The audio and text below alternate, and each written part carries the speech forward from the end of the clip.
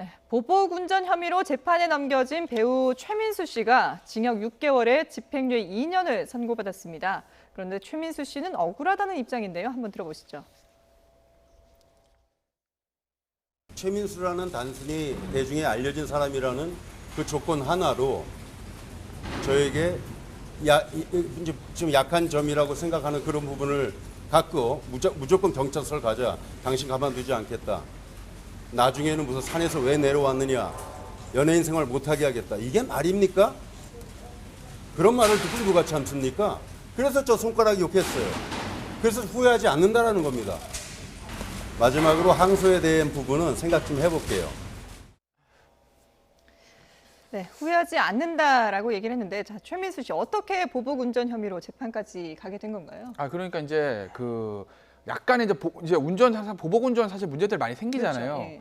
그러니까 문제가 좀 생겼는데 최민수 씨가 이제 차를 앞을 좀 가로막은 것 같아요. 그러면서 그게 이제 보복 운전이다. 그리고 이제 아까 최민수 씨 얘기한 것처럼 이 두 사람 사이 운전자들끼리 최민수 씨가 좀 말다툼을 하는 과정에서 이제 본인이 이제 욕을 했다고 그런 거 네네. 아니겠습니까? 그러니까 최민수 씨가 판결은 존중하지만 동의 못 한다고 그런 얘기를 했는데 제가 뭐 이 사건을 담당한 변호사가 아니라서 잘 모르겠으나 네. 과연 최민수 씨가 주장하는 게 뭔지 제가 납득이 안 돼요. 그러니까 예를 들면 나 보복 운전도 안 하고 욕한 것도 아니야. 나 무죄야. 이걸 주장하는 건지 네. 그래 내가 손가락 욕은 했어. 그러니까 죄는 있을 수 있어. 다만 집행유예? 이건 아니지. 벌금형 정도로 끝나야 되는 거 아니야? 이 얘기를 하는 건지 양형부당을 주장하는 건지 무죄를 주장하는 건지 뭘 동의 못하고 뭐가 억울하다는 거 제가 그게 납득이 안 돼서 그러니까 그거는 아까 최민수가 마지막 샥 웃으면서 항소 여부는 뭐 생각해 봐야 되겠습니다 이러지 네네. 않습니까? 그걸 봐야죠. 항소 여부를 봤을 때 무죄 주장인지 양형부당을 주장하는 건지. 그러니까 본인이 뭔가 그 잘못된 상대방을 향해서 욕을 하거나 이렇게 잘못된 행동을 하긴 했지만 그럴 수밖에 없는 상황이었다. 본인으로서는 그런 얘기를 하고 싶은 게 아닌가 싶어요. 충분히 저는 최민수 씨의 마음도 이해는 해요. 그는 인간적으로 네네. 이해를 하는데 판결문에 보면 분명히 저 부분에 대해서 동의 못하는 부분이 분명히 나올 수 있습니다. 그래서 첫 번째 접촉사고가 있었느냐라는 부분에 대해서 그 동영상을 확인해 보니 뭐 굳이 그런 건 없었다라고 네네. 나오고 그다음 모욕적 언사도 그렇게 지금 최민수 씨가 이야기하는 것만큼의 그렇게 큰 모욕적 언사는 없었다라는 이야기를 함에도 불구하고 이제 네. 최민수 씨가 자동차로 이제 갔기 때문에 사실 자동차라는 게 위험한 물건이 될 수 있기 때문에 위험한 물건을 가지고 욕설을 하면 이게 특수협박죄가 될 수 있고 구성요건 상황적 요건으로는 특수협박죄가 되는 게 맞는 것 같아요. 다만 그 다음 단계에서 과연 위법성 조각 사유로서 이게 정당 행위가 될 수 있느냐라는 논의를 좀 살펴봤는 것 같은데 사실 이 정도의 어떤 행동 자체는 사회상규로 받아줄 수 없는 행위다. 네. 그렇기 때문에 최민수 씨 입장, 개인적인 마음의 입장은 충분히 공감할 수 있으나 법적 개념으로서는 이런 경우 특수협박죄가 되고 위법성 조각 사유도 없는 거 아닌가 이렇게 생각할 수 있습니다. 저기 지금 법원의 판결문 내용이 지금 방금 전에 네네, 화면에 그래픽으로 보셨잖아요. 나왔죠. 그래픽을 네. 보시면 상대방을 탓할 뿐 반성하지 않고 있다 이렇게 얘기하는 예. 거거든요. 법원이 양형을 정할 때 가장 먼저 보는 게 뭐게요? 반성. 피고인은 진지하게 반성하고 있으며 이게 첫 문장이냐? 네네.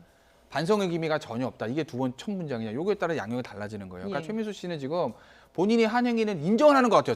다시 보니까 네네. 유죄는 인정하는 것 같은데 양형이 세다라는 거거든요. 양형이 만약에 좀 약하게 받으려면 예를 들면 집행유예 기간도 낮춘다든지 벌금형으로 끝나게 하려면 재판 과정에서 그런 얘기 했으면 안 되죠. 제가 그때 분을 못 참아서 그렇게 판사님 제가 그때 분을 못 참아서 그렇게 했습니다. 죄송합니다.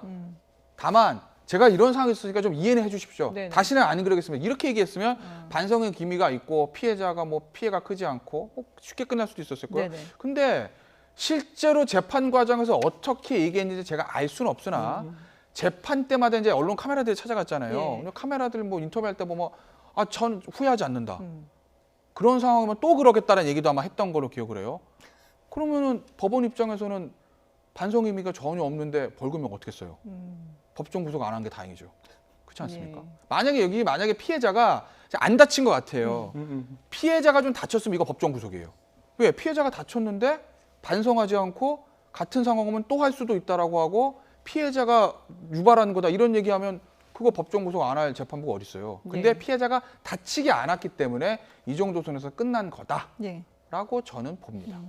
최민수 씨 같은 경우에는 의뢰 갑질이 더 심각하다. 그러니까 자신이 이제 유명인, 연예인이기 때문에 오히려 좀 더 불리한 면이 있었다라고 얘기를 했는데 그렇다 하더라도 어쨌든 보복 운전이라는 것 자체는 우리 사회에서 더 이상 용납이 될 수 없는 그런 부분 아니겠습니까? 사실 저만 하더라도 굉장히 이렇게 남들 보는 앞에서뿐만 아니라 신도계가 해서 남이 보지 않는 쪽에서도 되게 조심하고 특히 운전 같은 걸 할 때 분명히 서로 간에 쌍방적인 어떤 입장에서 보면 감정이 다치는 경우도 많아도 사실 사회라는 게 공감하고 소통하고 양보하는 게 우선되어야 되는 부분이잖아요. 그렇죠. 그래서 그런 부분에 있어서 만약 연예인이라면 좀 더 불편한 점을 공인이기 때문에 감수해야 되는 부분이 분명히 있다고 생각합니다. 네네. 그래서 개인의 입장에서의 어떤 감정이 아니라 공인의 입장으로서 조금 좀 삼가하실 수 있는 그런 부분이 만들어져야 되고 역시 다른 분들도 운전하실 때 좀 남을 배려하는 교통문화가 정착되기를 진짜로 기대하고 있습니다. 예. 자, 경찰이 9일부터 연말까지 보복운전에 대해서 집중적으로 단속을 한다고 하는데요. 보복운전은 나를 위해서 그리고 다른 사람을 위해서 절대 해서는 안 되는 그런 행동이라는 점 다시 한번 주의를 하셨으면 좋겠습니다. 네, 지금까지 뉴스픽 김태현 변호사 그리고 승재현 한국형사정책연구원 연구위원과 함께했습니다. 두 분 고맙습니다. 감사합니다.